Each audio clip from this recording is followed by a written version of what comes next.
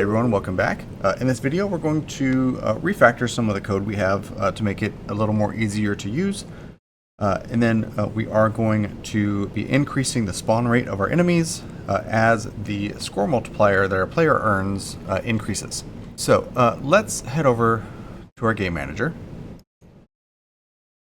And the biggest thing I want to refactor is spawning in the player when they die. So I want to do this in two parts. Let's have a public void for when the player died. And then, so I don't forget, let's head over to our enemy manager and let's swap out that method when the bad guys run into the player. So instead of the spawn player, they're not going to directly spawn the player there. They're just going to say, hey, the player died. So let's swap that, save it, come back to game manager. When the player dies, then we can check if their lives is greater than 0, then we can go ahead and call the spawn player there. And then also, when the player dies, there's a couple things we want to do before we let the player continue playing. I want to destroy all the enemies on the screen. I want to set my score multiplier back to 1. I want to reset the number of enemies killed, so they have to start their score multiplier journey over again. Anytime we reset that score multiplier, I need to call that UI score multiplier to update that number on the screen for the player. And we will reset the kill ratio back to 0. We restart all that stuff. Okay, so the first thing we can tackle in all of this is let's destroy all the enemies on the screen when the player dies. So down here at the bottom, let's say after enemy died, this can just be a void called clear enemies. And I need to find all the enemies in the game. I can do that with a game object array. So the two square brackets there make that into an array. I'll call that enemies.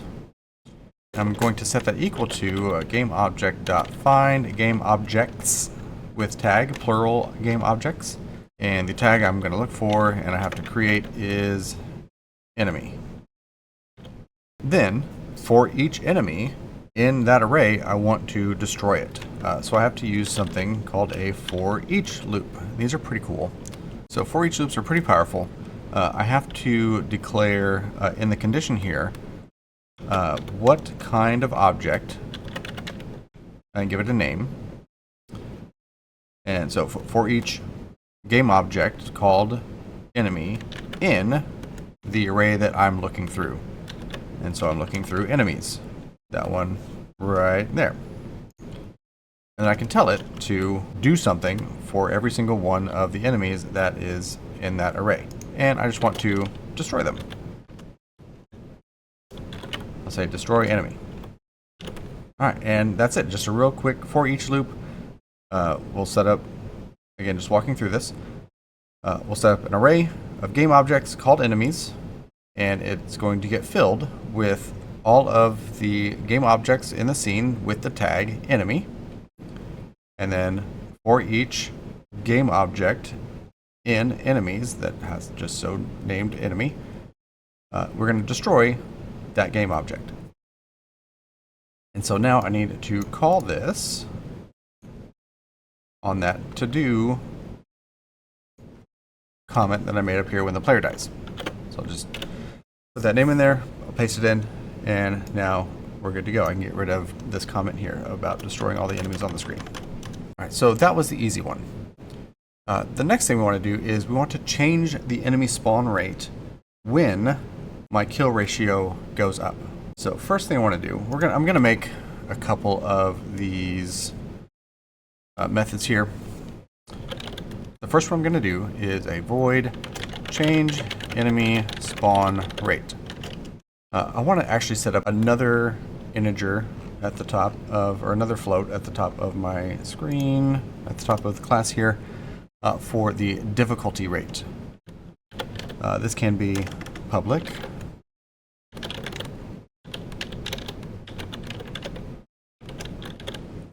I'm going to set this equal to 1.5 to start with. So what's going to happen is we're going to multiply our difficulty rate by our score multiplier.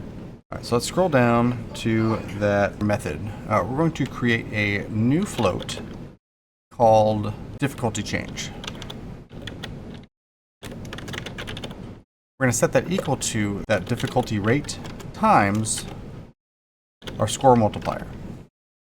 Then, similarly to how we got a list of enemies to destroy them and clear them out when the player dies, we need to get a list, an array of all the enemy manager scripts that are in the scene.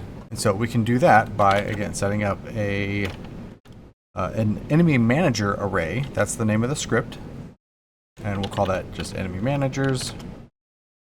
And we'll set that equal to a game object dot find game object by type, one game object.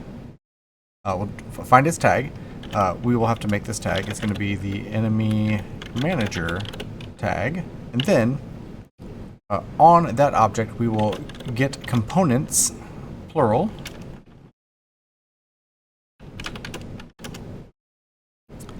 And we'll get the enemy manager scripts off of that one game object. And then before we do this next part, I want to go and create the method that we're going to call here in a for each loop. So over in the enemy manager, I want to create a public void or a multiplier change. It's going to take an argument of a float for that difficulty change that we're going to pass over to this method.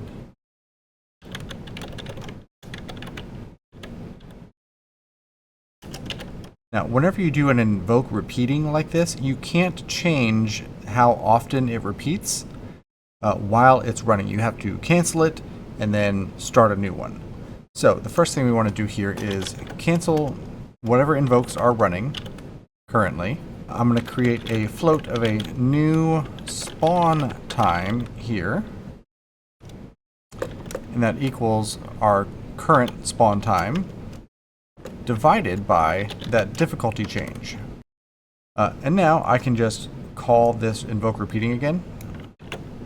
Only this time, I don't want it to have any delay, and then it's going to use this new spawn time instead of the old spawn time. And so I can save that, head back over to the game manager, where we will continue writing that change enemy spawn rate method. And so, very similar to how we did clear enemies, we'll say for each, and we can just set up a variable. We can call it var, and I'm going to say it's for each script. That is the name I'm going to give it. So for each script in enemy managers,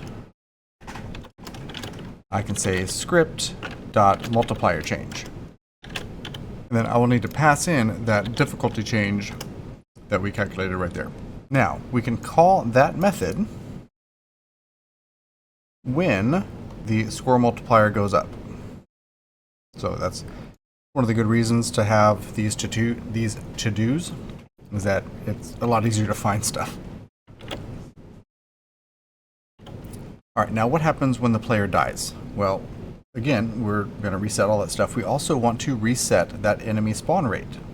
And so what I can do is just copy this method and paste it and change up some stuff. Instead of change enemy spawn rate, let's call that reset enemy spawn rate. I don't need a float of a difficulty change or anything like that. I do need to call all of the enemy managers. And then for each script in there, I will call a different method that I need to go over and make right now. So again, an enemy manager, instead of a multiplier change, copy and paste this multiplier change method. I can change its name, reset spawn rate, and I still want to cancel everything, and I can just use this code that we had in start and replace those two lines. So we're just going to cancel whatever is running and kind of restart our regular spawn rate. Now also, while we're here, what happens if we don't have any lives? Well, we want to just stop spawning. And so one more time, let's copy and paste, only this time. Oh, also, the reset spawn rate does not need a difficulty change. I don't have to pass anything in along with this one. This can just be stop spawning. And we will just cancel all the invokes. So 3 methods on the enemy manager, one for a multiplier change, one to reset the spawn rate, and one just to stop spawning. That should be all we need. And then in the game manager, we can assign those things that when we reset our enemy spawn rate, we'll say on all those enemy managers, script.reset spawn rate. And then we will call that when the player dies. We're going to increase on that was enemy dies versus player died. Then we can clear all the enemies, reset everything, reset that enemy spawn rate, and then if we have more lives, then spawn the player. Otherwise, we can say if we have more lives, we're going to spawn a player. We'll say else, we can make a method called game over that I then have to create. Let's do that after spawn player.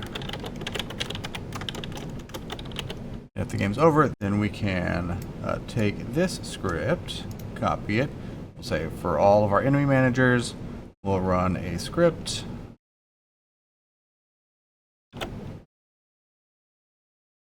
That was that stop spawning, is what we called it. Stop spawning, yep.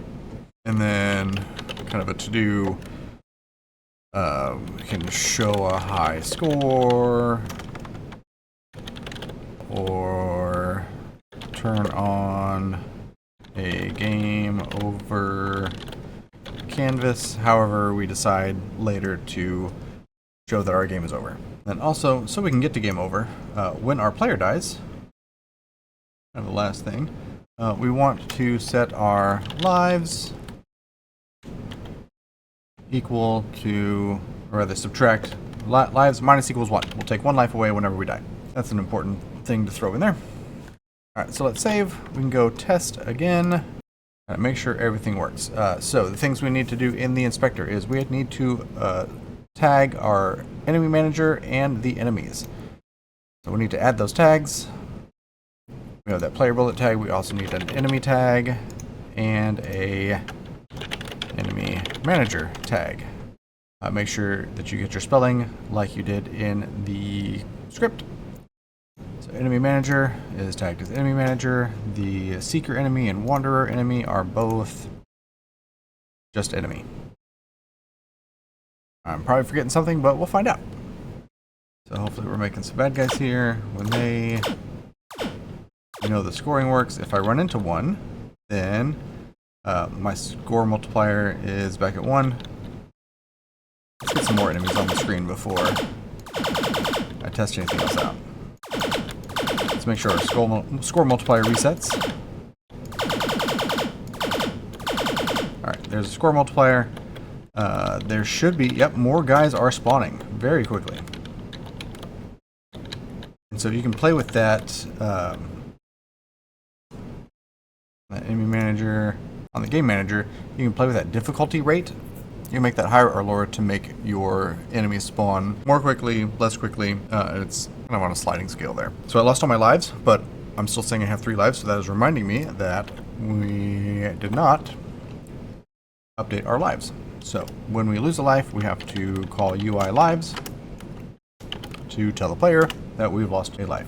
All right, so if we lose all of our lives, part of that game over, we might need to tell our camera that, hey, if you don't have a target, then you're cool. So real quick, in our game manager, let's make a Boolean for if we are actually playing the game. The public bool, like game active. On awake, when we set our screen bounds, that's when we can say, we'll set that equal to true.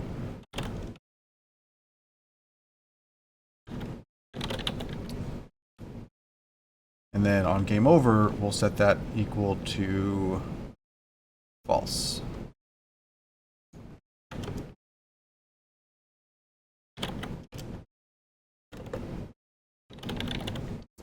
And so then save that in that camera controller. We can check in late update that if all this stuff, we can surround that with a if statement. So right click, snippet, surround with, use that regular if statement with no hashtag. And so if game manager dot instance dot game active. So as long as that is true, it'll find targets and move the camera. Now if I play this, I've got lives. I can lose my lives. One more. Now I'm 0. And now I don't get an error when my last life is gone. Alright, so that is it for this video. In the next one, we can start making our game look pretty. We can add lots of particle systems, have like a big explosion. Once we get a particle, it'll be a lot easier to add like a bomb feature that if you're getting cornered and there's too many bad guys, you can just wipe them all out. And then just kind of everything from here is polish, is making it look nice, look good, and make it look like a real game. So I will see you in the next one.